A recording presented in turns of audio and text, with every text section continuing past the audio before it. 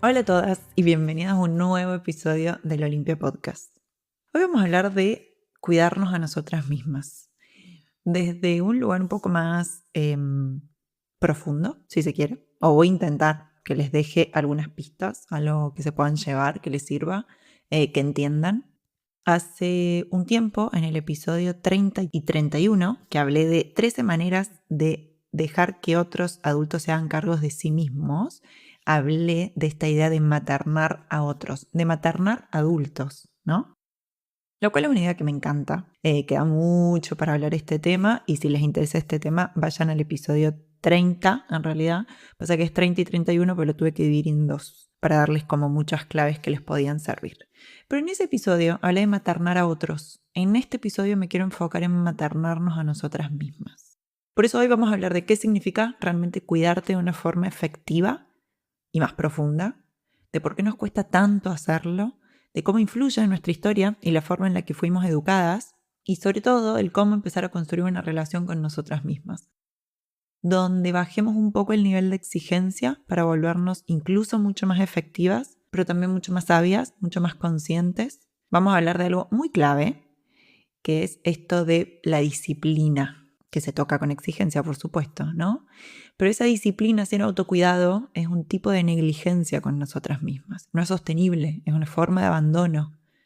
Nuestras necesidades básicas están afectadas más de lo que creemos, ¿sí? Y afectan mucho más a nuestra energía, a nuestra capacidad de avanzar si no estamos mirándolas de cerca. Y a su vez, como todos los episodios, quiero dejarle algunas cosas concretas, algunos movimientos concretos que pueden empezar a hacer hoy para tratarse como alguien que realmente merece cuidado. Así que vamos a eso. Empecemos por lo primero. Quiero empezar este episodio con una pregunta que no nos hacemos de forma explícita generalmente, que está muy presente en la experiencia de muchas mujeres, incluso cuando no lo ponemos en palabras, que es el ¿te cuidas a vos misma? Si te preguntara qué haces para cuidarte a vos misma, ¿qué me dirías que haces? Si tuvieras que describir una lista de cosas que haces en el día a día, me sería muy interesante revisar qué son las cosas que pones en esa lista. Este episodio de nuevo no va a ir de quién te quiere, ni de quién está disponible en determinados momentos, ni en la relación con otros, ni quién te responde un mensaje cuando lo necesitas, ni quién te acompaña cuando puede, sino de nosotras mismas. De nosotras como las responsables de cuidarnos a nosotras mismas, de saber lo que nos pasa, de saber cómo nos sentimos, de lo que necesitamos. Porque muchas veces sin darnos cuenta vivimos esperando que ese lugar lo ocupe otra persona, otro adulto.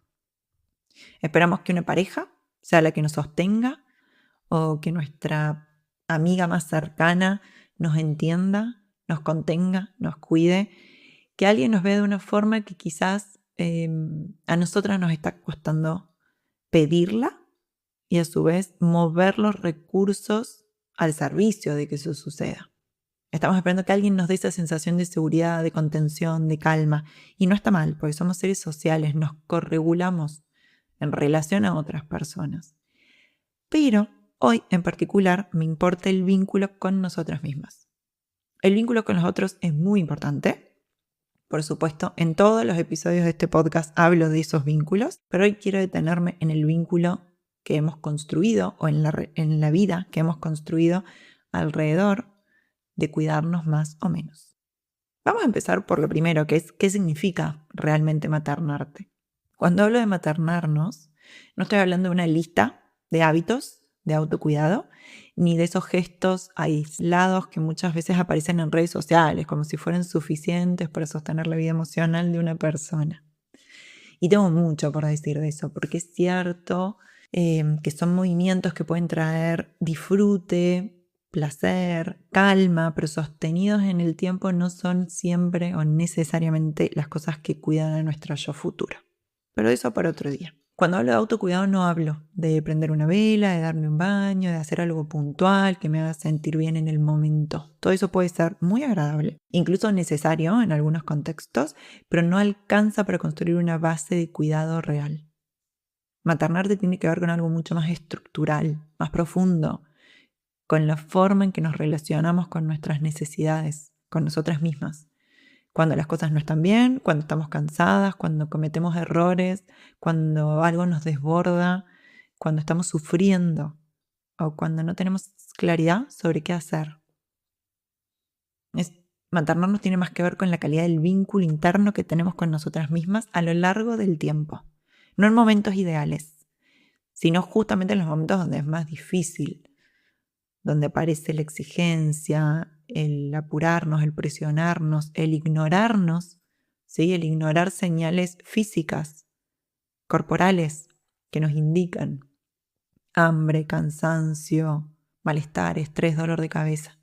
Por ejemplo, imagina una situación muy cotidiana, que es terminas un día de trabajo en el que estuviste resolviendo muchas cosas, con la cabeza saturada, con el cuerpo tenso, con poca energía, y cuando llegas a tu casa, en lugar de registrar ese estado y actuar en función de alguien que se cuida, abrís de vuelta la computadora y seguís respondiendo mensajes pendientes, con la sensación de que todavía falta, de que no hiciste lo suficiente, de que no puedes parar. Ese movimiento que parece pequeño, que lo hacemos todos los días, en realidad es bastante significativo. No es solo seguir trabajando, es pasar por encima una señal interna clara. Es priorizar de nuevo exigencias, presiones, reglas, normas por sobre el cuidado. Es reforzar una forma de relacionarte con vos donde lo que necesitas queda en segundo plano frente a lo que deberías estar haciendo. Y por eso hablo de que es un tipo de negligencia con nosotras mismas. Y somos las responsables de eso. Maternarnos empieza a construirse cuando podés intervenir ahí, en ese momento aparentemente mínimo, porque es una decisión, bueno, son muchas decisiones. No es cierro el ordenador, tengo que tomar la decisión primero de preguntarme qué estoy sintiendo, tactar lo que estoy sintiendo, darme una instrucción, ¿sí? Voy a cerrar el ordenador, me voy a levantar de la mesa, me voy a ir a servir un vaso de agua, me voy a preparar comida. Por eso digo que son muchas decisiones, pero es hacer ese movimiento. El primer movimiento, por supuesto, y ya vamos a hablar de esto, tiene que ver con empezar a registrar lo que nos pasa y dejar de ignorar señales corporales, físicas, que son muy claras. Siempre cuento que trabajar con mujeres tiene una gran parte de trabajar el tacto. Cuando digo tacto, me refiero al contactar con lo que nos pasa, generalmente de la piel para adentro. El cansancio, la frustración, la culpa, la vergüenza, el miedo, la preocupación, la tensión, el placer, el disfrute, la ansiedad, miles de eventos que suceden debajo de la piel y que somos las únicas responsables de notar eso. Somos las únicas que tenemos acceso a notar eso. Ese es el primer gran movimiento. Maternar a otros, a niños, ¿sí? Significa, o una de las grandes patas de eso, es hacer visible lo que para ellos aún es imperceptible.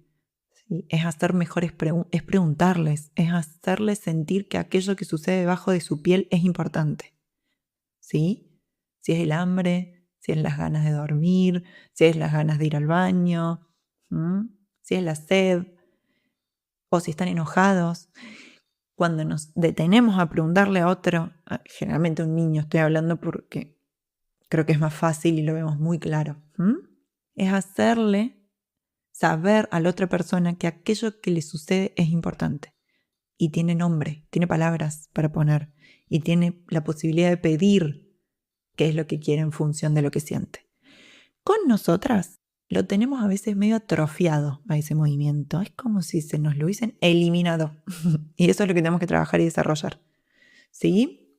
¿Por qué nos cuesta tanto maternarnos? Una de las cosas más importantes que quiero dejar clara es que la dificultad para maternarnos no tiene que ver con algo, voy a usar esta palabra que no me gusta, pero bueno, con algo que esté atrofiado, ¿sí? Que es la que acabo de usar, con algo que sea una falla personal, ¿sí? Es mucho más allá de no saber cuidarnos, de no saber cuidarnos, sino es el resultado de una historia larga de aprendizaje y de una socialización específica que atraviesa a las mujeres de forma bastante consistente.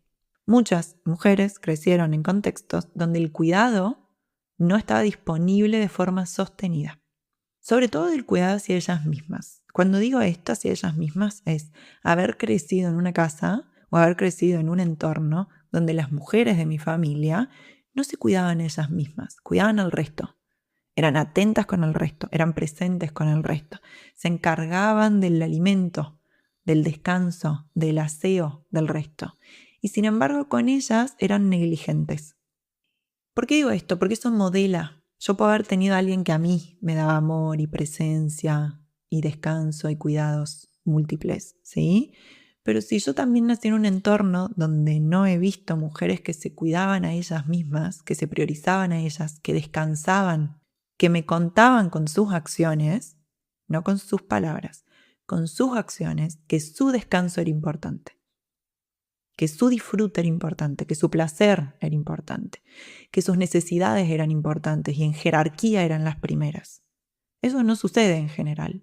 En general hemos nacido en entornos, muchas de nosotras, por supuesto no todas, ¿sí? Pero muchas de nosotras donde las mujeres que nos rodeaban eran mujeres que dejaban para el último sus necesidades. Y está bastante romantizado esto, pero de eso para otra vez. Vamos a hablar de este amor que necesitamos aprender a darnos a nosotras mismas, de esa presencia.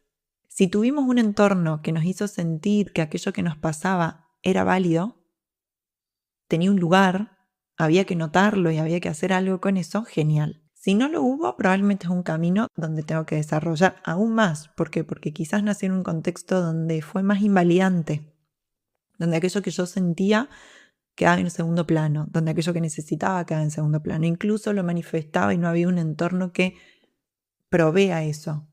¿Por qué? Por lo que sea, porque había estrés, porque había problemas de trabajo. De todo esto voy a hablar bastante en la masterclass que vamos a tener, que les voy a dejar el enlace abajo por si aún no sé si registraron, ¿sí? Y luego lo trabajamos muchísimo esto en autoconfía, porque hay algo que es tan importante para construir confianza y seguridad interna, que es este registro. El registro de mi historia, de conocer cómo fueron las relaciones en mi vida, y a su vez cómo transformar eso, con lo que yo pude haber nacido o haberme desarrollado, pero que actualmente soy la responsable de que eso suceda distinto, de que eso cambie, de que yo pueda construir una vida en la que me sienta cuidada, en la que disfrute, en la que sienta placer, en la que lleve adelante todo lo que yo quiera llevar adelante. Quiero hacer un doble clic. Cuando yo hablo de contextos, pudimos haber nacido en un contexto donde nos ayudó a regular emociones, donde nos enseñó cómo hacerlo, donde validó lo que sentíamos o nos enseñó a hacerlo por nosotras mismas. Y en esos contextos está muy bueno y lo que se desarrolla es la capacidad de sostenernos y también la capacidad de adaptarnos, por supuesto, pero la capacidad de notar y de elegir pudo pasar. Pero la inmensa mayoría en mi experiencia clínica, en la casuística de muchos años de trabajar con mujeres, en general, o ha sucedido muchas veces, no quiero decir números, pero pasa mucho que han nacido en contextos donde se invalidó la experiencia emocional de ellas, las necesidades o las sensaciones o las señales corporales, y a su vez nacieron en un contexto donde la adulta responsable, mi mamá, mi abuela, mi tía, eran mujeres donde ellas eran negligentes con ellas mismas, ¿sí? Entonces no solo que quizás invalidó lo que a mí me pasaba, sino que eran mujeres que tampoco lo estaban haciendo con ellas mismas. Eran mujeres que eran invalidantes con ellas mismas, ¿sí? Donde no sabían leer sus necesidades, sus señales corporales. Porque vivimos en un entorno de la hiperexigencia, ¿sí? De la incertidumbre con respecto a lo económico y a lo habitacional y a los problemas laborales, etc. Entonces, adaptarse al clima emocional del entorno, anticiparse a lo que necesitaban los demás o resolver, o no generar problemas, o no pedir demasiado, todo esto pudo haber sido parte de tu historia. Todo esto tiene sentido en la infancia porque son estrategias que nos permiten sostener cierto equilibrio en contextos donde el cuidado no está del todo garantizado, ¿sí? Entonces ser la buena niña me garantiza en algún punto, por eso no me están viendo, pero puse comillas, el ser la buena niña, ¿sí? Nos garantiza cuidados, alimento, calma, tranquilidad, pero hay que discutir eso ahora en la adultez. ¿Por qué? Porque pudo haber pasado que eso se convirtió en patrones que hoy dificultan bastante el autocuidado real. Y a esto se le suma algo fundamental, que es la socialización de género, que es lo que acabo de nombrar. Las mujeres fuimos educadas para cuidar hacia afuera, para estar atentas, para sostener, para anticiparnos, para acompañar emocionalmente a otros. Y ese músculo está muy desarrollado. Nosotros tenemos muy desarrollado la disposición de nuestro comportamiento al servicio de las relaciones. Perdón, si a veces me pongo media teórica, nunca es la idea de este podcast, pero no puedo no hacerlo. Pero bueno, yo sé que ustedes me entienden y me escriben y todo esto sirve. A veces me pongo un poco más teórica y otras veces un poco más práctica. Pero bueno, la idea es que se lleven aprendizaje de todo lo que vemos juntas. Ese nivel de cuidar hacia afuera, de estar atentas hacia afuera, suele no estar tan desarrollado cuando nos dirigimos hacia nosotras, ¿sí? Ese nivel de cuidado rara vez se dirige hacia adentro. Entonces aparece una paradoja muy frecuente, que son mujeres profundamente empáticas, disponibles y cuidadosas con otros, pero extremadamente exigentes, duras e impacientes consigo mismas. Y esto no es incoherente, porque la verdad que es aprendido, pero tiene que ser algo que lo cambiamos. No podemos ser personas compasivas y empáticas hacia afuera y dictadoras con nosotras mismas, autoritarias, juzgadoras. Y quiero hablar ahora de la trampa de esperar que otros nos cuiden. Es hermoso, como dije, somos seres sociales. Todos los capítulos y todos los episodios estoy hablando de cómo hacer que sean otros los que también nos cuiden. Pero en este en particular, lo que a mí me pasa es que veo mujeres que están esperando que ese lugar del cuidado sostenido lo ocupe otra persona. Aparece esta expectativa, a veces más explícita, otras veces más silenciosa, de que ese cuidado que no está, que no estuvo en algún momento, que fue insuficiente en nuestra historia, va a ser rescatado o va a ser salvado al aparecer un vínculo en particular. Muchas veces esto se deposita en la pareja, esa función, la idea de que alguien va a poder sostenerme, calmarme, darme seguridad, ayudarme a regularme emocionalmente de forma constante. Y si bien los vínculos pueden ser espacios profundamente reparadores y necesarios, hay algo que yo siempre digo mucho, no es cierto esto de que tenés que aprender a quererte a vos misma primero antes de que otros te quieran. Eso no es cierto. No hay nada de la psicología que valide eso, ¿sí? Nosotras podemos ser y aprender muchísimo de reparar ese vínculo con nosotras mismas a través de vínculos que nos cuidan, ¿sí? Que nos sostienen, que nos eligen, que nos aman. Sin embargo, también es muy importante que estemos atentas a no esperar que ese lugar de sostén, de que me ordene, de que me tranquilice, de que me devuelva claridad, confianza, esté en manos de otro. Si esa respuesta no llega, como esperábamos, si la otra persona, lo que sucede es que mi pareja, mi mejor amiga, mi madre, está ocupada o lo que sea, responde de otra manera, no logra captar la intensidad de lo que me pasa, no está disponible, el impacto emocional suele ser mucho mayor.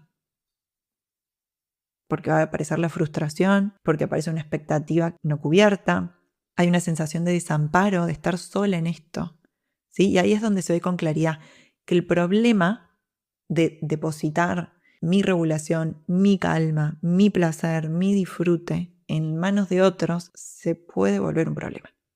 Se puede volver bastante limitante. Necesitamos construir un espacio interno donde nos acompañemos cuando la otra persona no está disponible de la manera en la que lo necesitamos o la necesitamos. Y ahora quiero hablar de algo, que es esto que yo les dije, lo de la disciplina sin autocuidado, es un tipo de negligencia con nosotras mismas. Para mí esto es un punto muy clave, especialmente para mujeres que funcionan muy bien hacia afuera, que son muy competentes, que están acostumbradas a sostener muchas cosas al mismo tiempo. Y entonces aparece esto de la disciplina, o la autodisciplina, como quieran decirle. Y eso está muy valorada, tanto social como personalmente. Ser organizada, ser responsable, ser constante, ser comprometida, capaz de sostener proyectos y objetivos, todo eso tiene un valor y tiene un valor social. El problema aparece cuando esa disciplina no está acompañada de autocuidado, cuando se convierte en una forma de exigirnos constantemente, de ignorar nuestros límites, de sostener ritmos que no son compatibles con un estado interno. Y ahí deja de ser una herramienta funcional y empieza a convertirse en una forma de violencia, de abandono. Mujeres que cumplen con todo, que trabajan, que estudian, que sostienen vínculos, que entrenan, que avanzan con sus proyectos, pero lo hacen desde un estado de agotamiento constante, duermen mal, están irritables, les cuesta concentrarse, no disfrutan de lo que hacen, pero siguen. Y la respuesta que aparece frente a ese malestar no es revisar el nivel de exigencia, sino aumentarlo. Y esto lo veo todos los días en mi trabajo con mujeres. La idea de me tengo que organizar mejor, tengo que hacer más, tengo que optimizar más, tengo que planificar mejor. Y eso nuevo no es cuidado. Alguna que otra vez puede ser cuidado, pero eso suena más negligencia. No hay forma de sostener eso a largo plazo con un sistema nervioso desregulado, a fuerza de más exigencia. No hay forma, no es sostenible. Me acuerdo muchísimo, hace muchos años, fui a un congreso de mujeres trabajadoras y una de las exponentes hizo levantar la mano a las mujeres que dormían en ese... No me acuerdo bien por qué les hizo levantar la mano, si era que dijeran quiénes dormían más de tantas horas o algo así. Y lo curioso, que siempre me lo acuerdo a día de hoy, lo curioso fue que todas hicieron como una complicidad, ¿no? O muchas de ellas, por supuesto no todas, muchas de ellas empezaron a decir que se levantaban a las 5 de la mañana, que se levantaban a las 5:30, que a las 4 de la mañana ya estaban despiertas porque tenían que hacer un montón de tareas, un montón de cosas.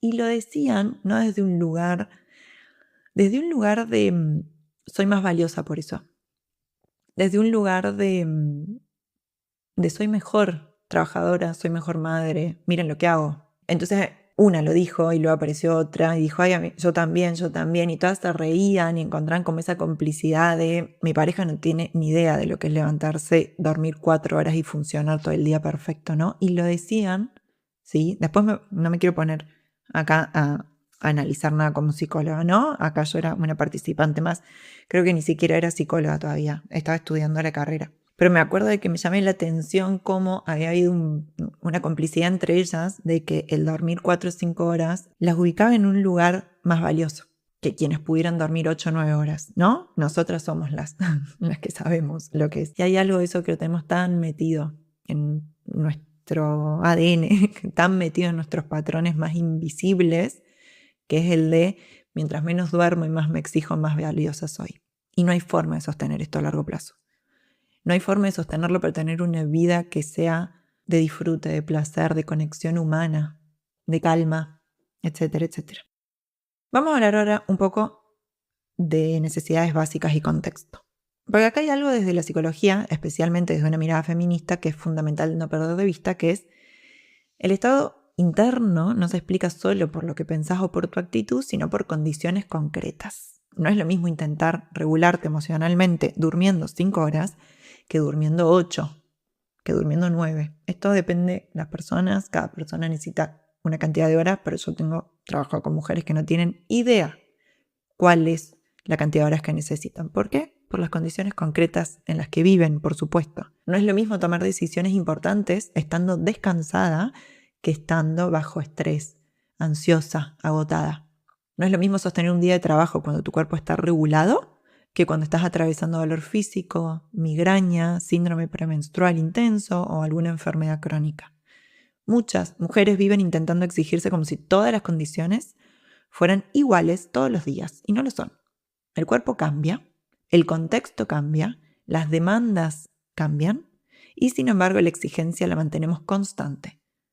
Por ejemplo, una mujer con endometriosis que atraviesa días de dolor intenso no tiene la misma capacidad de concentración de energía ni de regulación que en otros momentos del mes, ni mucho menos con respecto a otra persona. Pero, sin embargo, muchas veces se exige igual y cuando no llega, interpreta eso como una falla personal. Esto es un problema. Lo mismo pasa con mujeres que sostienen tareas de cuidado, las tareas más invisibles, la de cuidar un hijo, a un familiar enfermo, a alguien con discapacidad. Todo eso implica una infinidad de tiempo, una inversión en tiempo, en energía, en atención, que ni es visible ni se registra, pero que tiene un impacto enorme en la disponibilidad y en el cuidado hacia nosotras. Hablar de cuidado hacia nosotras sin hablar de contexto es incompleto, lo sé, es muy necesario estar atentas a las condiciones concretas que nos rodean y a las condiciones concretas personales, mías. Para quien lidia con migraña no es lo mismo que para quien no lidia con migraña. Para quien lidia con alguna discapacidad no es lo mismo para quien no lo hace. Para quien tiene cuidado personas con discapacidad con respecto a quienes cuidan personas que no tienen. Y podemos estar acá 1000 horas. O mujeres autistas, mujeres neurodivergentes. Es distinto a mujeres neurotípicas o a personas neurotípicas. Conocer los contextos y conocer mis condiciones concretas me ayuda a tomar mejores decisiones, vamos a decir. No a bajar la exigencia, me encantaría eso, pero eso generalmente en el mundo en el que vivimos es difícil, pero al menos conocernos para tomar decisiones más alineadas. No me quiero enrollar más, quiero cerrar este episodio con algo que me parece importante ubicar desde un lugar claro y honesto. Maternarte. Tenemos que encontrar la manera de maternarnos a nosotras mismas, de saber registrar lo que necesitamos, de no dejar eso en manos de otra persona, porque probablemente la otra persona no pueda cumplir esas expectativas. No podemos dejar en control de alguien nuestra calma, nuestro placer, nuestro descanso, nuestro alimento. No puede quedar en manos de otra persona. La corregulación existe, pero antes tenemos que estar muy atentas a qué necesitamos nosotras.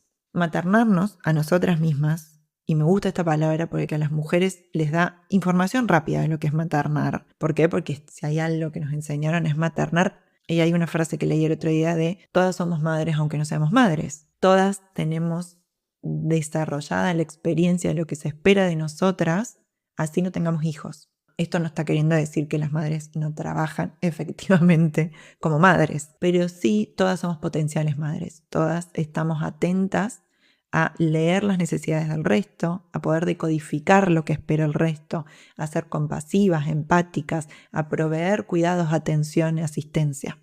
Ahora, eso mismo tenemos que dirigirlo a nosotras mismas. Por eso hablo de la palabra maternarme. Yo sé que algunas van a decir, no sé si me gusta mucho esta palabra. Para mí es la más gráfica, es la más explícita. Nos dice claramente qué es lo que queremos. Y de nuevo, somos las responsables de eso. No podemos dejar eso en manos de otra persona, de otro adulto. Ni de mi madre, ni de mi padre, ni de mi pareja, ni de mi tía. Tenemos que aprender a regularnos, a proveernos condiciones básicas de descanso, de alimento, de aseo, de disfrute, de calma. Unas condiciones concretas que nos ayuden a tomar mejores decisiones. Sobre todo porque es una manera de desarmar esta forma de ser negligentes con nosotras mismas y empezar a poner en el centro los cuidados. Y yo esto lo digo un montón. El mundo tiene que organizarse alrededor de poner en el centro de la vida los cuidados, en el centro del sistema en el que vivimos. Los cuidados tienen que estar en el centro. Pero a vos que me estás escuchando, quiero decirte que en tu vida, en el centro, tienen que estar tus cuidados. Necesitas aprender a construir poco a poco una base interna donde no tengas que exigirte para merecer cuidado, donde no tengas que estar bien para tratarte bien, donde puedas acompañarte incluso cuando estás cansada, confundida, desbordada. Y esto no te va a salir automáticamente, para nada, porque si no alguien tuvo que enseñártelo y es difícil, se entrena, se desarrolla, no alcanza con entenderlo. ¿Sí? Es el primer paso y eso es muy importante. Poner esta práctica.